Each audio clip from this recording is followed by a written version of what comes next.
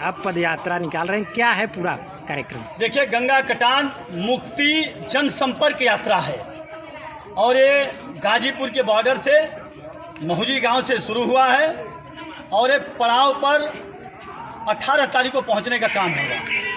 क्या है इसका उद्देश्य, क्या है? इसका उद्देश्य है जो गांव में लोगों की, जो किसान की भूमि गई है, लोगों का जो घर गया है और जो उनका आज अस्तित्व में जो नहीं है, उनको मुआवजा मिलना चाहिए, उनको उनकी सुविधा मिलना चाहिए। और आज यहाँ पर ये महुजी गांव में आपको याद होगा कि 5 लोगों का डेथ हुआ था यहाँ पर नाव में डूबकर, उस पर आलू खोदने के लिए गए थे। आप यहाँ पे हैं, इनकी बेटी का नाम बताइए आप। प्रीति बिंद जी भी यहीं पर डूब के मरी थी और आपकी उर्मिला प्रजापति यहीं पर डूब की 5 लोगों का डेथ हुआ था।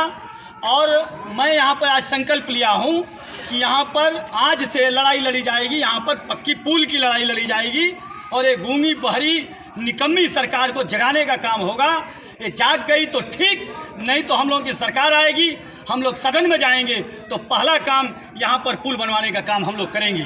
मुझे याद है, मैं विधायक हुआ करता था, यहीं पर कर्मनाशा में एक महिला डूब गई थी।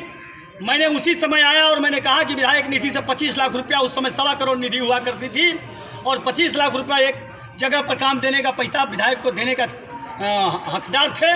मैंने कहा 25 लाख ले लीजिए। लोग कहे नहीं, बड़ा पुल चाहिए।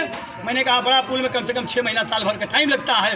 लोग कहे कोई बात नहीं विधायक जी, 6 महीना साल भर का टाइम लीजिए, लेकिन बड़ा पुल बनवाइए। मैं वो पुल को बनवाने का काम किया और मैंने घोषणा किया था कि उस पुल को उस महिला के नाम पर मैं बनवाने का काम करूंगा। लेकिन बाद में मेरी सरकार नहीं रही, मैं विधायक नहीं रहा, तो यह निकम्मी सरकार, ये लोग उस महिला के नाम से वो पुल न बनवाने का काम, कुछ उसका पुल का नामकरण दूसरा करा दिए। इसलिए उन लोगों को जगाने के लिए मैं आया हूँ कि हमारी सरकार में एक महिला के डेथ होने पर हम लोग पुल बनवाने का काम किए और 5-5 यहाँ पर गरीब लोग मरने का काम किया। और आज भी लोग अपनी जान को जोखिम में डाल के उस पार जाते हैं मजदूरी करने के लिए और आते हैं। इसलिए इसको देखते हुए इसको संकल्प लेने का मैं काम किया। ये कहा जा रहा है, आपके पार्टी के लोग ही कह रहे हैं, आपके पार्टी के कद्दावर नेता नहीं दिख रहे हैं, अध्यक्ष नहीं दिख रहे हैं, यह आपको टिकट लेने के लिए यह आप काम कर रहे हैं? देखिए, ऐसा है कि जो सोच रहा है वो गलत सोच रहा है। पहले मैं बता दूंगा कि अब हमारी पार्टी अकेली पार्टी नहीं रह गई है।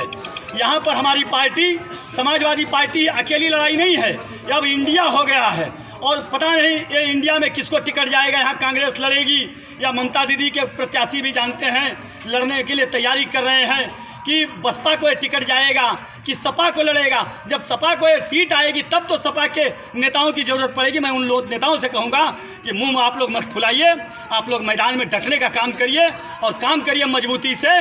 जो होगा, जिसको टिकट मिलेगा उसके साथ मजबूती से लड़ने का काम होगा। इसलिए मैं उनको संदेश देता हूँ आपके माध्यम से कि वो लोग अभी 5 दिन का समय है, आने का काम करें और मजबूती से लड़ने का काम करें। अब आपके नेताओं से, पार्टी के नेताओं से ये कार्यक्रम तय किए हैं? आप यह कार्यक्रम पार्टी के नेताओं से मिल करके तय किए हैं? देखिए, हम राष्ट्रीय अध्यक्ष अखिलेश यादव जी से, प्रदेश अध्यक्ष जी से, शिवपाल जी से और सत्यनारायण राजभर जी से, ये सब लोगों से बात करके मिल के, और ऑलरेडी मेरे पास इसका रिकॉर्डिंग भी है और सब कुछ है। ज़रूरत पड़ेगी तो आप लोग सब ले लीजिएगा। ये कोई मनोज अकेला काम करने का काम नहीं। और दूर रह गई सवाल, अगर कोई अकेला भी करता है, अगर पूरे चंदौली में, तो मनोज उसके साथ चलने का काम करेगा। जो समाजवादी झंडा के नीचे रहेगा वो मेरा साथी है।